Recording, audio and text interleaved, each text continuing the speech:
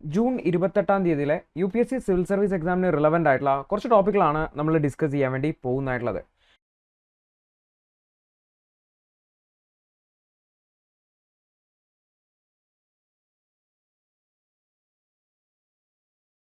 അപ്പോൾ അതിൽ ആദ്യത്തെ ടോപ്പിക് എന്ന് പറഞ്ഞു കഴിഞ്ഞാൽ ഈ ഒരു പിക്ചറാണ്. ആക്ച്വലി കടൽ തിരമാലകളുടെ ശക്തി കുറക്കുന്നതിന് വേണ്ടി കടലിൻ്റെ തീരങ്ങളിൽ നിക്ഷേപിച്ചിട്ടുള്ള ഈ ഒരു ബാഗുകളുമായി ബന്ധപ്പെട്ടാണ് ഈ ഒരു ഫോട്ടോ വന്നിട്ടുള്ളത്. അപ്പോൾ ഈ ഒരു ഫോട്ടോയുടെ താഴെയായിട്ട് ഇത് ഉയർന്ന വേവുകളെ അല്ലെങ്കിൽ ഉയർന്ന തിരമാലകളുടെ ശക്തി കുറക്കാൻ വേണ്ടിയിട്ട് അല്ലെങ്കിൽ കടലിൽ പ്രക്ഷുബ്ധമാകുന്നതിനെ അതിനെ ബ്ലോക്ക് ചെയ്യാൻ വേണ്ടിയിട്ട് ജിയോ ടെക്സ്റ്റൈൽ ബാഗുകൾ ഇവിടെ ഇതേപോലെ കാണുന്നുണ്ടാവും, കീപ്പ് ചെയ്ത് വെച്ചതായിട്ട് കാണാൻ വേണ്ടി പറ്റും. അപ്പോൾ ഈ ജസ്റ്റ് ഈ ഫോട്ടോ മാത്രമാണ് ഉണ്ടായിരുന്നത്. അപ്പോൾ നമ്മൾ നോക്കാൻ വേണ്ടി പോകുന്നത് എന്താണ് ഈ ഒരു ജിയോ ടെക്സ്റ്റൈൽ ബാഗ്, എന്താണ് ഇതിൻ്റെ ഉപയോഗം, ഇത് എവിടെയാണ് യൂസ് ചെയ്യുന്നതെന്നാണ് നമ്മൾ പ്രധാനമായിട്ടും നോക്കുന്നതായിട്ടുള്ളത്. ഇപ്പോൾ ജിയോ ടെക്സ്റ്റൈൽ ബാഗുകൾ എന്ന് പറഞ്ഞാൽ പേരിൽ തന്നെയുണ്ട്. ജിയോ എന്ന് പറഞ്ഞു കഴിഞ്ഞാൽ ഭൂമിയാണ്, ടെക്സ്റ്റൈൽ എന്ന് പറഞ്ഞാൽ വസ്ത്രമാണ് അല്ലേ. ഇപ്പോൾ ഭൂമിക്ക് വസ്ത്രമായിട്ട് യൂസ് ചെയ്യുന്ന അല്ലെങ്കിൽ ഭൂമിയുടെ മേലെ കവർ ചെയ്ത് യൂസ് ചെയ്യുന്ന രീതിയിലുള്ള മെറ്റീരിയൽസ് ആണ്. ഇതൊരു പെർമിയബിൾ ആയിട്ടുള്ള ഫാബ്രിക്കാണ്, അതായത് വെള്ളം ഇതിലൂടെ കടന്നു പോകും എന്നുള്ളതാണ്.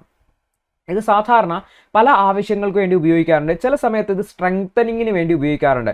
അതായത് നിങ്ങൾ റോഡ് അല്ലെങ്കിൽ വലിയ മലയൊക്കെ മലഞ്ചെരുവിലൂടെയുള്ള റോഡൊക്കെ നോക്കി കഴിഞ്ഞാൽ മലയുടെ മുകളിൽ നോക്കി കഴിഞ്ഞാൽ ഇതാണ് ഒരു മലയെങ്കിൽ ഇവിടെ മണ്ണൊക്കെ ഇടിച്ചെടുത്തിട്ടാണ് റോഡ് പണിതതെങ്കിൽ ഇപ്പോൾ NHന്റെ ഡെവലപ്മെൻറ്റിലൊക്കെ നിങ്ങൾ കാണും. അപ്പോൾ ഇവിടെയൊക്കെ ജിയോ ടെക്സ്റ്റൈൽ വെച്ചിട്ട് അതിനെ ആങ്കർ ചെയ്തിട്ടുണ്ടാവും.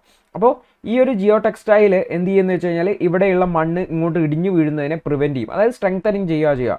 അപ്പോൾ പല ആവശ്യങ്ങൾക്ക് വേണ്ടിയിട്ട് ജിയോ ടെക്സ്റ്റൈൽസ് യൂസ് ചെയ്യാറുണ്ട്. അപ്പോൾ മണ്ണുമായി ബന്ധപ്പെട്ടതാണ്. പ്രത്യേകിച്ച് നമ്മൾ നോക്കിയാൽ ചിലപ്പോൾ നമ്മൾ സെപ്പറേറ്റ് ചെയ്ത് വെക്കാനായിരിക്കും, ചിലപ്പോൾ ഫിൽറ്റർ ചെയ്യാൻ വേണ്ടിയിട്ടായിരിക്കും, അല്ലെങ്കിൽ റീഇൻഫോഴ്സ് ചെയ്യാൻ ശക്തിപ്പെടുത്താനായിരിക്കും, അല്ലെങ്കിൽ പ്രൊട്ടക്ട് ചെയ്യാൻ വേണ്ടിയിട്ടായിരിക്കും, അല്ലെങ്കിൽ ഡ്രെയിൻ പർപ്പസിന് വേണ്ടിയിട്ടൊക്കെ ആയിരിക്കും.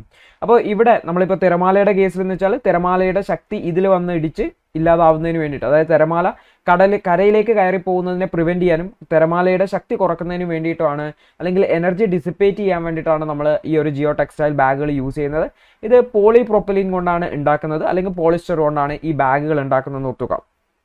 അപ്പോൾ ഇത് സിവിൽ എഞ്ചിനീയറിംഗിൻ്റെ ഒരു അപ്ലിക്കേഷനാണ്. സിവിൽ എഞ്ചിനീയറിംഗ് തന്നെ ജിയോ ടെക്നിക്കൽ എഞ്ചിനീയറിംഗ് എന്ന് പറഞ്ഞ ബ്രാഞ്ച് ഉണ്ട്. ഈ ജിയോ ടെക്നിക്കൽ എഞ്ചിനീയറിംഗുമായി ബന്ധപ്പെട്ടാണ് ഇത്തരം വർക്കുകൾ വരുന്നത്. അപ്പോൾ അതിൽ റോഡ് നിർമ്മാണം, എയർഫീൽഡുകളുടെ നിർമ്മാണം, അതുപോലെ തന്നെ എംബാർക്ക്മെൻറ്റുകൾ, സ്ട്രക്ചറുകൾ ഉണ്ടാക്കുന്നത്, റിസർവോയറുകൾ ഉണ്ടാക്കുന്ന, കനാലുകൾ, ഡാമുകൾ, അതുപോലെ തന്നെ നദികളുടെയും മറ്റുമൊക്കെ തീരങ്ങൾ, ബാങ്ക് പ്രൊട്ടക്ഷൻ, കോസ്റ്റൽ എഞ്ചിനീയറിംഗിലും ഒക്കെ തന്നെ ഇത്തരത്തിലുള്ള ജിയോ ടെക്സ്റ്റൈൽ മെറ്റീരിയൽസ് യൂസ് ചെയ്യാറുണ്ട് എന്ന് ഓർത്ത് വെക്കുന്നത് തന്നെ. അപ്പോൾ ഇതുപോലെ തന്നെ മണ്ണിനെ പ്രൊട്ടക്റ്റ് ചെയ്യുന്നതിന് വേണ്ടിയിട്ടും സാൻഡ് ഡ്യൂൺ ആമറിങ്ങിന് വേണ്ടിയിട്ടൊക്കെ ഇത് ഉപയോഗിക്കാറുണ്ട്. പ്രത്യേകിച്ചും ശക്തമായിട്ടുള്ള തിരമാലയോ ശക്തമായിട്ടുള്ള വെള്ളമൊക്കെ വരുന്ന സമയത്ത് ചിലപ്പം ഇത് കരയിലേക്ക് കയറുന്നു കയറാം, അതുപോലെ തന്നെ ലാൻഡ് ഇറോഷനൊക്കെ നടക്കാം. അതായത് കരയിലേക്ക് കയറുന്ന വെള്ളം തിരിച്ചു പോകുമ്പോൾ കരയിൽ നിന്ന് മണ്ണിനെയും വലിച്ചെടുത്ത് പോകും. അപ്പോൾ അതിനെയൊക്കെ പ്രൊട്ടക്റ്റ് ചെയ്യുന്നതിന് വേണ്ടിയിട്ട്, അതായത് ഈ ഒരു സ്റ്റോം സർജോ അല്ലെങ്കിൽ വേവ് ആക്ഷനോ അല്ലെങ്കിൽ ഫ്ലഡിങ്ങോ ഒക്കെ ഉണ്ടാകുമ്പോൾ അവിടെയുള്ള അതിൻ്റെ ശക്തി കുറക്കുന്നതിന് വേണ്ടിയിട്ടും, അതുപോലെ തന്നെ ലാൻഡ് ഇറോഷനൊക്കെ പ്രിവെൻറ്റ് ചെയ്യാൻ വേണ്ടിയിട്ടും, അതായത് മണ്ണ് ഒലിച്ചു പോകുന്നതിനെയൊക്കെ പ്രിവെൻറ്റ് ചെയ്യുന്നതിന് വേണ്ടിയിട്ടും ഇത് ഉപയോഗിക്കും എന്നുകൂടി ഓർത്ത് വെക്കുന്നതാണ്. അതുപോലെ തന്നെ ഒരു സ്ട്രീം ഓഫ് ചാനൽസിലൊക്കെ നമുക്ക് വെള്ളത്തിൻ്റെ ഫ്ലോനെ സ്റ്റെബിലൈസ് ചെയ്യാൻ വേണ്ടിയിട്ടൊക്കെ ഇതിനെ യൂസ് ചെയ്യാൻ വേണ്ടി പറ്റും. അതായത് നമ്മളൊരു സോയിലിൻ്റെ മേലെ, മണ്ണിൻ്റെ മേലെയാണ് ഇത് വിരിക്കുന്നതെങ്കിൽ ആ മണ്ണിനെ ഇത് സ്ട്രെങ്തൻ ചെയ്യും, അതിനെ കീപ്പ് ചെയ്യും. അതായത് സോയിൽ ഇറോഷനൊക്കെ പ്രിവെൻറ്റ് ചെയ്യാൻ വേണ്ടിയിട്ട് നമുക്കിത് യൂസ് ചെയ്യാൻ വേണ്ടി പറ്റും. അതായത് നമുക്ക് സോയിൽ ഇറോഷൻ പോലുള്ള മണ്ണൊലിപ്പ് പോലുള്ള അങ്ങനെയുള്ള പ്രശ്നങ്ങളെയൊക്കെ അഡ്രസ്സ് ചെയ്യാൻ വേണ്ടി, ലാൻഡ് ഇറോഷൻ പോലുള്ള പ്രശ്നങ്ങളെ അഡ്രസ്സ് ചെയ്യാൻ വേണ്ടിയിട്ട് നമുക്ക് ജിയോ ടെക്സ്റ്റൈൽ ബാഗുകൾ യൂസ് ചെയ്യാൻ വേണ്ടി പറ്റും. അതുപോലെ തന്നെ തിരമാലയുടെ ശക്തി കുറക്കാൻ വേണ്ടിയിട്ടൊക്കെ യൂസ് ചെയ്യാൻ പറ്റും എന്നുകൂടി ഓർത്ത് വെക്കുക. അപ്പോൾ ഇത് എന്താണ് ജിയോ ടെക്സ്റ്റൈൽ ബാഗ്, എന്താണ് അതിൻ്റെ അപ്ലിക്കേഷൻ എന്ന് ഓർത്ത് വെക്കുക. നമുക്ക് ചിലപ്പോൾ എൻവയോൺമെൻറ്റ് റിലേറ്റഡ് ആയിട്ടുള്ള ക്വസ്റ്റ്യൻസിൽ എങ്ങനെ നമുക്ക് പ്രിവെൻറ്റ് ചെയ്യാം എന്ന് പറയുമ്പോൾ നമുക്കൊരു സജഷനായിട്ട് പറയാം, ജിയോ ടെക്സ്റ്റൈൽ ബാഗുകൾ യൂസ് ചെയ്തുകൊണ്ട് അല്ലെങ്കിൽ ജിയോ ടെക്സ്റ്റൈൽ മെറ്റീരിയൽസ് യൂസ് ചെയ്തുകൊണ്ട് നമുക്ക് ലാൻഡ് ഇറോഷൻ, സോയിൽ ഇറോഷനെ പ്രിവെൻറ്റ് ചെയ്യാം എന്നുള്ളത്. അടുത്തത് ഇന്ത്യയും ശ്രീലങ്കയും തമ്മിലുള്ള ഫിഷറീസ് ഡിസ്പ്യൂട്ടുമായി ബന്ധപ്പെട്ടാണ്. നമ്മൾ നോക്കിക്കഴിഞ്ഞാൽ ഇന്ത്യയും ശ്രീലങ്കയും എന്ന് പറഞ്ഞാൽ അടുത്തടുത്തുള്ള രാജ്യമാണ്. ഇത് ഇന്ത്യ, ഇത് ശ്രീലങ്ക. അപ്പോൾ ഇവരുടെ ഇടയിൽ നമുക്കറിയാം പാക് ബേ ഉണ്ട്, പാക് കടലിടുക്കുണ്ട്, പിന്നെ ഇവിടെ രാമേശ്വരം അതുപോലുള്ള സ്ഥലങ്ങളൊക്കെ ഉണ്ട്. സ്വാഭാവികമായിട്ടും ഈ ഒരു ഏരിയയിൽ നമ്മൾ മാന്നാർ റീജിയൻ എന്നൊക്കെ പറയുന്ന സ്ഥലമാണ്. അപ്പോൾ ഈ ഒരു റീജിയനിൽ നമുക്ക് നോക്കിക്കഴിഞ്ഞാൽ പാക് ബേ റീജിയനിൽ എന്ന് വെച്ചാൽ ഇന്ത്യയുടെ കടൽ ഫിഷർമാൻസും ശ്രീലങ്കയുടെ ഫിഷർമാൻസും വരുന്ന സ്ഥലമാണ്. സ്വാഭാവികമായിട്ടും ഇതിനിടയിൽ നമുക്കറിയാം ഈ ഒരു അന്താരാഷ്ട്ര ബൗണ്ടറീസ് ഉണ്ട്. അപ്പോൾ ഈ ബൗണ്ടറി അങ്ങോട്ടും ഇങ്ങോട്ടും കിടക്കുമ്പോഴൊക്കെ നമ്മുടെ ഫിഷർമാൻസിനെ ശ്രീലങ്ക അറസ്റ്റ് ചെയ്യുക തുടങ്ങിയിട്ടുള്ളതൊക്കെ വലിയ വിഷയമായിട്ടുള്ള സംഭവമാണ്. അപ്പോൾ വീണ്ടും ഈ ഒരു ടോപ്പിക്ക് വീണ്ടും വന്നിരിക്കുകയാണ്. പ്രത്യേകിച്ചും ഈ ഒരു ഫിഷിങ് റീസ്റ്റാർട്ട് ചെയ്തതോടുകൂടിയിട്ട് ഏകദേശം 61 ദിവസത്തെ ബാനിന് ശേഷമാണ് ഈ ഒരു മേഖലയിൽ ഇപ്പോൾ ഫിഷിങ് സ്റ്റാർട്ട് ചെയ്ത് നമുക്ക് ഇന്ത്യയുടെ ഭാഗവും ശ്രീലങ്കയുടെ ഭാഗവും കാണാൻ പറ്റും. ഇവിടെ ഗൾഫ് ഓഫ് മാന്നാർ റീജിയൻ ഉണ്ട്, ഇവിടെ പാക് ബേ റീജിയൻ ഉണ്ട്, പാക് കടലിടുക്കുണ്ട്. അപ്പോൾ ബേ ഓഫ് ബംഗാളിൻ്റെ ഭാഗമാണ് ഈ ഒരു പ്രദേശം എന്ന് പറയുന്നത്. കാരണം നമ്മുടെ ഇന്ത്യയുടെ ഇവിടെയാണ് വരുന്നത് ഈ ഒരു ഭാഗം. ഓക്കെ, അപ്പോൾ ഇവിടെ ആക്ച്വലി നോക്കി കഴിഞ്ഞാൽ ഒരു സെയിലർ മരണപ്പെടുന്ന, ശ്രീലങ്കൻ നേവിയുടെ ഒരു സെയിലർ മരണപ്പെടുന്ന സാഹചര്യം ഉണ്ടായിരുന്നു. അപ്പോൾ ഇതിൻ്റെ ഭാഗമായിട്ട് ഈ ഒരു പ്രദേശത്ത് ഇവിടെ ഒരുപാട് പ്രോച്ചിങ് ട്രോളേഴ്സ് ഉണ്ട്. അതായത് ശ്രീലങ്കയുടെ പരിധിയിലേക്ക് കടന്നിട്ട് മീൻ പിടിക്കുന്ന ഇന്ത്യൻ ട്രോളറുകൾ, ഇന്ത്യൻ ബോട്ടുകളുണ്ട് എന്ന് പറഞ്ഞുകൊണ്ട് ശ്രീലങ്ക എന്താണ് ചെയ്യുന്നത്, ഈ ഒരു പ്രദേശത്ത്, ഇവിടെയാണ് ജാഫ്ന എന്ന് പറയുന്ന പ്രദേശം. ഈ ജാഫ്ന എന്ന് പറയുന്ന പ്രദേശത്ത് അവിടെ തന്നെ കങ്കേസത്തുരൈ എന്ന് പറയുന്ന സ്ഥലത്തൊക്കെ ആയിട്ട് ഇവരെന്ത് ചെയ്യുന്നുണ്ട്, ഇവർ ഇങ്ങനെ മറ്റേ സെർച്ച് ചെയ്യുന്നുണ്ട്. അപ്പോൾ ഇതിൻ്റെ ഭാഗമായിട്ട് ഏകദേശം ഒരു വെസലിനെ പിടിച്ചിട്ടുണ്ടായിരുന്നു. 10ഓളം ഫിഷർമാൻസ് അതിലുണ്ടായിരുന്നു. തമിഴ്നാട് നിന്നും ആന്ധ്രാപ്രദേശിൽ നിന്നൊക്കെയുള്ള ആൾക്കാരാണ് എന്നുള്ളതാണ്. അപ്പോൾ ഇത് ഒരു കേസല്ല, ഇങ്ങനെ ഒരുപാട് ഫിഷർമാൻസിനെ ശ്രീലങ്ക പിടിച്ചു കൊണ്ടുപോകാറുണ്ട്, അവരുടെ ട്രോളേഴ്സ് നശിപ്പിക്കാറുണ്ട്, ഇങ്ങനെയൊക്കെ സംഭവിക്കുന്നുണ്ട് എന്നുകൂടി ഓർത്ത് വെക്കുക. അതുപോലെ തന്നെ ഫിഷർമാൻസ് കൊല്ലപ്പെടുന്ന സാഹചര്യം വരെ ഉണ്ടായിട്ടുണ്ട് എന്നുകൂടി ഓർത്ത് വെക്കാം. അപ്പോൾ ഈ ഒരു വിഷയം ഓൾറെഡി തമിഴ്നാട് മുന്നേ ടേക്കപ്പ് ചെയ്തിട്ടുണ്ട്, അതുപോലെ തന്നെ നമ്മുടെ കേന്ദ്രവും ഒക്കെ ടേക്കപ്പ് ചെയ്തിട്ടുണ്ട്. അപ്പോൾ chief minister, Tamil Nadu chief minister പറഞ്ഞതെന്ന് വെച്ചാൽ പ്രത്യേകിച്ച് 34ഓളം ഫിഷർമാൻസ് നിലവിൽ അവിടെ ജുഡീഷ്യൽ കസ്റ്റഡിയിലും റിമാൻഡിലും ഒക്കെ ആയിട്ടാണ് ഉള്ളതായിട്ടുള്ള 6ഓളം ആൾക്കാർ ശിക്ഷിക്കപ്പെട്ട് ശ്രീലങ്കയിൽ കിടക്കുകയാണ്.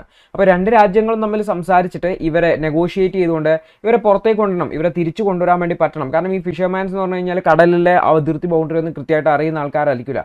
അവർ മീൻ പിടിച്ച് പോയിട്ടാണ് അപ്പുറത്ത് കിടക്കുന്നുണ്ടാവുക. സ്വാഭാവികമായിട്ടും ഈ ഒരു ഫിഷറീസ് ഡിസ്പ്യൂട്ട് എന്ന് പറയുന്നത് വളരെ മുന്നേ കാലമുള്ളതാണ്. പ്രത്യേകിച്ച് നമ്മൾ നോക്കിക്കഴിഞ്ഞാൽ 1974 കാലഘട്ടത്തിൽ തന്നെ ഈ ഒരു മാരിടൈം ബൗണ്ടറി ലൈനുകൾ കൃത്യമായിട്ട് സെപ്പറേറ്റ് ചെയ്യുന്നതിന് വേണ്ടിയിട്ട്, കടലിലുള്ള ബൗണ്ടറി ലൈൻ സെപ്പറേറ്റ് ചെയ്യുന്നതിന് വേണ്ടിയിട്ടുള്ള ചർച്ചകൾ നടക്കുന്നതായിരുന്നു. അന്നു മുതൽക്കേ തന്നെ ഈ ഒരു പ്രശ്നം വളരെ സിവിയർ ആണ് എന്നുകൂടി ഓർത്തു വയ്ക്കേണ്ടതായിട്ടുണ്ട്. അപ്പോൾ ആക്ച്വലി ഓർത്ത് വെക്കേണ്ട കാരണം എന്ന് വെച്ചാൽ ഇന്ത്യൻ ഫിഷർമാൻസ് ഇവർ വലിയ വിദ്യാഭ്യാസമുള്ള ആൾക്കാരൊന്നുമല്ല. ഇവർ ബോട്ടിൽ മീൻ പിടിച്ച് പോകുമ്പോൾ കടന്നു പോകുന്നതാണ്. അവർ ഇൻ്റർനാഷണൽ മാരിടൈം ബൗണ്ടറി കടന്നു കഴിഞ്ഞാൽ സ്വാഭാവികമായിട്ടും ഇല്ലീഗലാണ്. കാരണം ശ്രീലങ്കയുടെ പെർമിഷൻ ഇല്ലാതെ ശ്രീലങ്കയുടെ അധികാര പരിധിയിലേക്ക് കടക്കുക എന്ന് പറഞ്ഞു കഴിഞ്ഞാൽ നമ്മൾ പറയല്ലേ വിസയൊക്കെ വേണമെന്ന്, അങ്ങനെ ഒരു പെർമിഷൻ ഒന്നും ഇല്ലാതെ നമ്മൾ കടക്കുക എന്ന് പറഞ്ഞു കഴിഞ്ഞാൽ ശരിയല്ല. അവരുടെ സുരക്ഷയെ സംബന്ധിച്ച് നോക്കുമ്പം ഇവർ തീവ്രവാദികളാണോ എന്നൊന്നും അവർക്കറിയില്ല, അല്ലെങ്കിൽ അവിടെയുള്ള തീവ്രവാദികൾക്ക് ആയുധമായിട്ട് കൊണ്ടുവരുന്നവരാണോന്നും അറിയത്തില്ല. സ്വാഭാവികമായിട്ടും ശ്രീലങ്കൻ സേന അവരെ ഒരു കടന്നുകയറ്റക്കാർ അല്ലെങ്കിൽ നുഴഞ്ഞു കയറ്റക്കാർ എന്ന രീതിയിൽ തന്നെ ഇതാക്കും. പക്ഷേ അത് ഫിഷർമാൻസ് ആണ് എന്നുള്ളത് കൊണ്ട് തന്നെ അവരെ വേഗത്തിൽ തിരിച്ചു ഇന്ത്യയിലേക്ക് എത്തിക്കാൻ ആവശ്യമായിട്ടുള്ള സ്റ്റെപ്പുകൾ എടുക്കേണ്ടത് നമ്മുടെ രാജ്യത്തിൻ്റെ ഭാഗമാണ്. ഈ ഒരു പ്രശ്നത്തെ അഡ്രസ്സ് ചെയ്യാനും ശ്രമിക്കേണ്ടതായിട്ടുണ്ട് എന്നുള്ളതാണ്. അപ്പോൾ ഇതിൻ്റെ മറ്റൊരു പ്രശ്നം എന്ന് പറഞ്ഞു കഴിഞ്ഞാൽ ഉപയോഗിക്കുന്ന വെഹിക്കിളുമായി അല്ലെങ്കിൽ ഉപയോഗിക്കുന്ന ബോട്ടുകളുമായി ബന്ധപ്പെട്ടാണ്. പ്രത്യേകിച്ചും ബോട്ടം ട്രോളേഴ്സ് ആണ് സാധാരണ ഉപയോഗിക്കുന്നത്. പ്രത്യേകിച്ച് നമ്മൾ നോക്കി കഴിഞ്ഞാൽ ഇത്തരം ആൾക്കാർ ഡീപ് സീ ഫിഷിങ്ങിന് വേണ്ടിയിട്ടൊക്കെയാണ് യൂസ് ചെയ്യുന്നതായിട്ടുള്ളത്. അപ്പോൾ സ്വാഭാവികമായിട്ടും ഇത് ശ്രീലങ്കയെ എതിർക്കുന്നതെന്ന് വെച്ചാൽ അവരുടെ മത്സ്യത്തെ കൂടി ഇല്ലാതാക്കുവാണ് അല്ലേ. നമ്മളുടെ ബോട്ട് പോയി അവരുടെ മത്സ്യത്തെ പിടിക്കുന്നു എന്നുള്ളത് കൊണ്ട് തന്നെ അത് സ്വാഭാവികമായിട്ടും അവരുടെ പ്രശ്നത്തെ, അവരുടെ മീനിനെയും കൂടെ ഇല്ലാതാക്കുന്ന അവസ്ഥയാണ് എന്നുകൂടി ഓർത്തു വയ്ക്കേണ്ടതായിട്ടുണ്ട്. അപ്പോൾ സ്വാഭാവികമായിട്ടും ഈ ഒരു പ്രശ്നത്തെ കൃത്യമായിട്ട് അഡ്രസ്സ് ചെയ്യണം എന്നുള്ളതാണ് ഇന്ത്യയുടെ ആവശ്യമായിട്ടുള്ളത്. അപ്പം നമുക്ക് നോക്കിക്കഴിഞ്ഞാൽ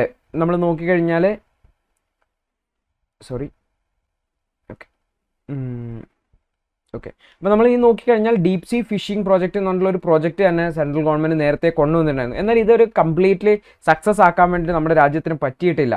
അതായത് 7ഓളം വർഷമായി ഈ ഒരു പ്രൊജക്റ്റ് കൊണ്ടുവന്നിട്ടുണ്ടെങ്കിലും 61ഓളം ഡീപ് സീ ഫിഷിംഗ് വെസലുകൾ മാത്രമാണ്. അതായത് നമ്മുടെ മീനെ കിട്ടാത്തതുകൊണ്ടാണ് ഇവർ പോകുന്നത്. അപ്പോൾ നമ്മുടെ രാജ്യത്തിൻ്റെ ബൗണ്ടറി പ്രദേശത്ത് തന്നെ ഡീപ് സീയിൽ ഫിഷ് ചെയ്യാൻ വേണ്ടി പറ്റുന്ന രീതിയിലുള്ള ബോട്ടുകൾ ഇവർക്ക് ഉണ്ടാക്കി കൊടുക്കുകയാണെങ്കിൽ അവർ നമ്മുടെ രാജ്യത്ത് തന്നെ ബോട്ട് ചെയ്തോളും. സോ 61ഓളം പ്ലാൻ ചെയ്തിട്ട് 61ഓളം മാത്രമാണ് ഉണ്ടാക്കാൻ പറ്റിയിട്ടുള്ളത്.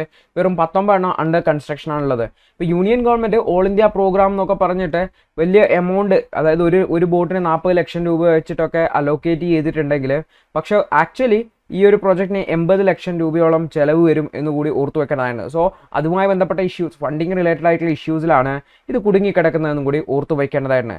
സ്വാഭാവികമായിട്ടും പുതിയ എന്തെങ്കിലും സ്കീമുകൾ കൊണ്ടുവന്ന് നമ്മളുടെ വാട്ടറിൽ തന്നെ ഡീപ് സീ ഫിഷിങ് ചെയ്യാൻ പറ്റുന്ന രീതിയിലേക്ക് മാറ്റിയെങ്കിൽ മാത്രമേ ഈ പ്രശ്നത്തിന്, നമ്മളെ ഈ ഒരു ഫിഷർമാൻസിൻ്റെ പ്രശ്നത്തിന് ഒരു സൊല്യൂഷൻ നമുക്ക് കാണാൻ വേണ്ടി പറ്റുള്ളൂ.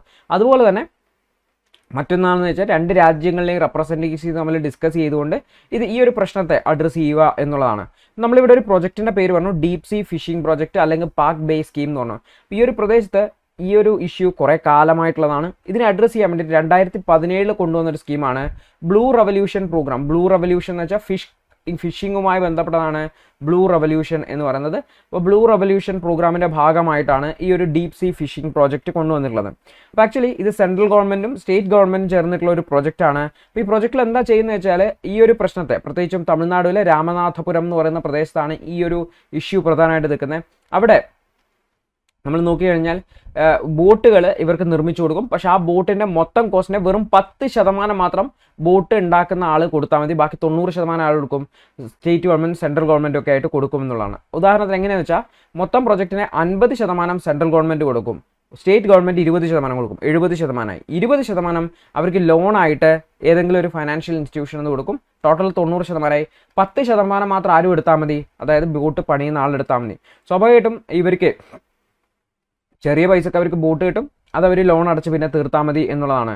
എന്നാൽ ഈ ഒരു സ്കീം കൊണ്ടുവന്നെങ്കിലും കാര്യമായിട്ട് ഉണ്ടാക്കാൻ പറ്റില്ല. നമ്മൾ പറഞ്ഞൊരു പ്രശ്നമാണ്, 40 ലക്ഷം രൂപയാണ് മൊത്തം പൈസ കൊടുക്കുക ഒരാൾക്ക്. പക്ഷേ ഒരു സാധനത്തിൻ്റെ വില 80 ലക്ഷമാണ്. സ്വാഭാവികമായിട്ടും 80 ലക്ഷത്തിൻ്റെ സാധനം 40 ലക്ഷത്തിന് കിട്ടില്ല.